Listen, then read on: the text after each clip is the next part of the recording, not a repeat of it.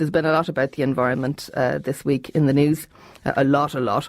I think everyone recognises the importance of taking action, but it all seems to be piling up at our front door. Practically everything we do and everything we've built in the past has a detrimental effect on the planet and will have to change. But is there anything happy about this, or will it all be more taxes and changes we don't necessarily want? Sarah Keane is the Communications and Project Manager with SHLI, which is Waterford Sustainable Living Initiative, and she's determined to see the positives in this. She's also in charge of the True Cost of Fashion event, which will run from November 9th, this coming Tuesday, until December 6th in the Central Library. Sarah, tell me a bit first about what SHLI is. What's it about? Climate action and responsible consumption. We do this through education. We do a lot of work in schools with transitioner students and primary school students, and also in the community. And we try to inspire action at a community level as well. The vision of SHLI is basically a global community working together to ensure an equitable and sustainable future for everybody. So for it to be inclusive and for everybody to be able to achieve a sustainable lifestyle. SHLI is also the Irish for the Way, so we thought that was quite a nice little nod to the Irish. The part that I'm working on at the moment is a European funded project. It's a DEAR funded project called People and Planet. So a lot of our work at the moment and our events are because of this project that we have the ability to do that.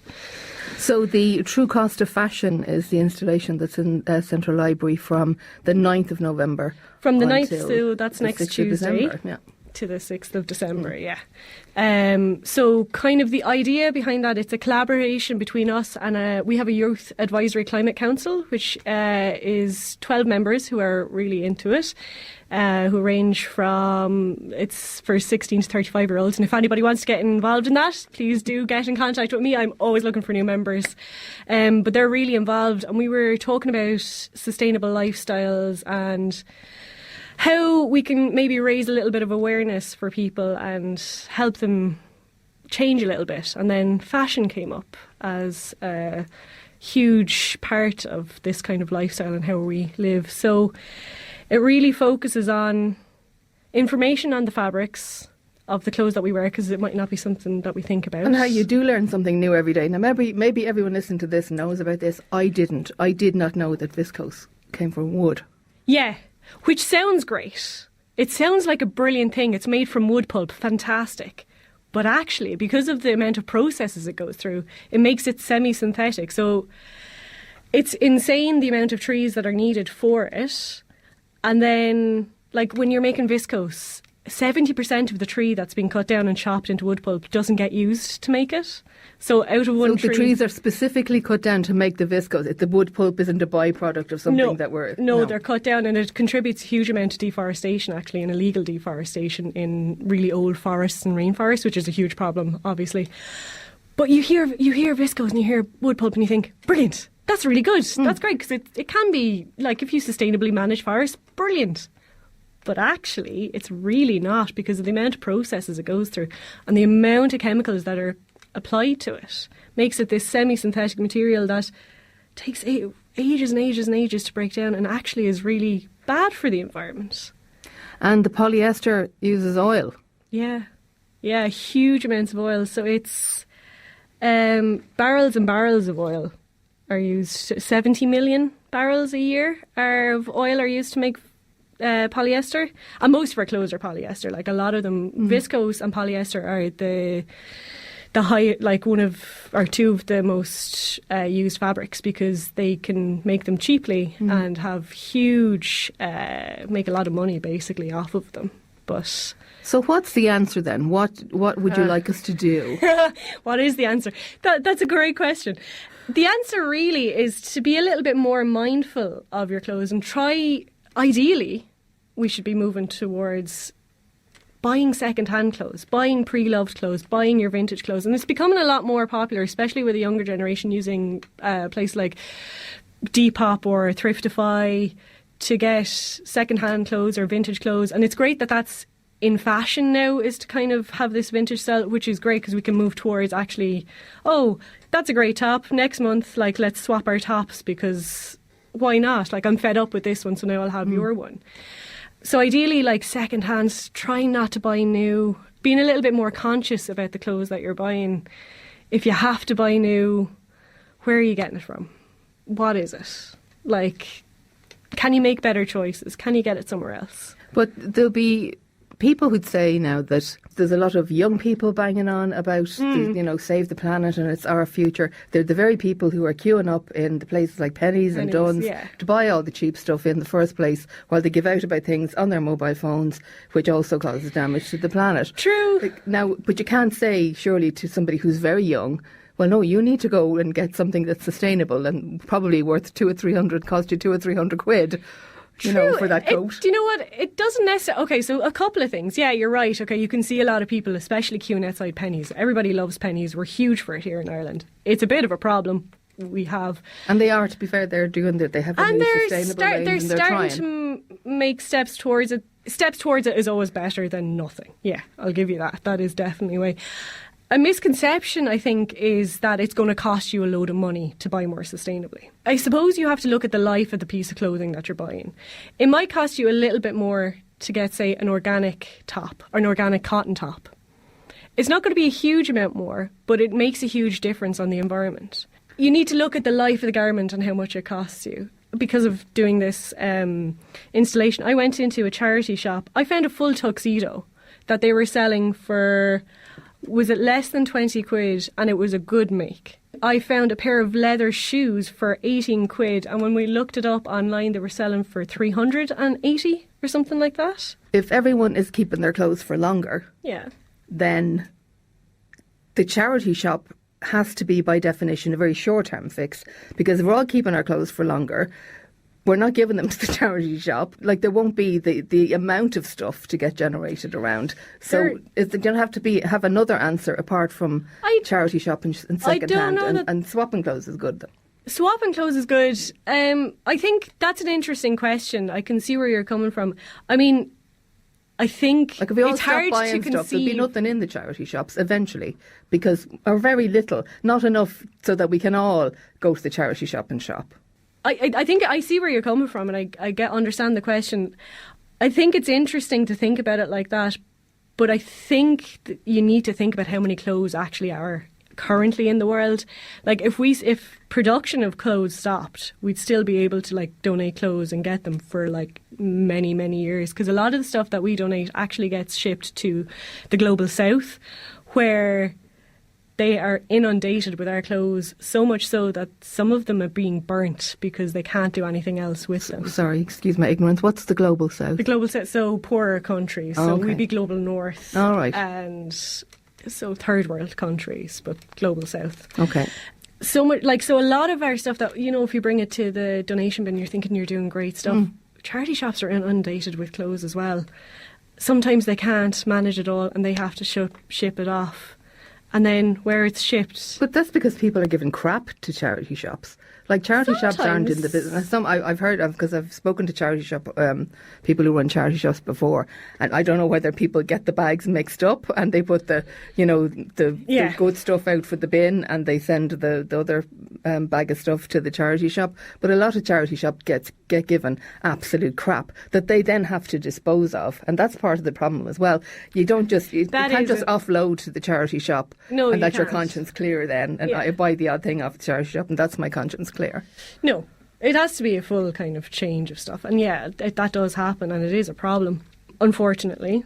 Sometimes that's the case for stuff getting rid of. Sometimes that is why they have to ship it off and get rid of it. It's not always, though. There is actually huge amounts of good quality clothes that are nice, that are sent away, that can be sold there, but often there's just tons and tons of clothes that are there that are perfect.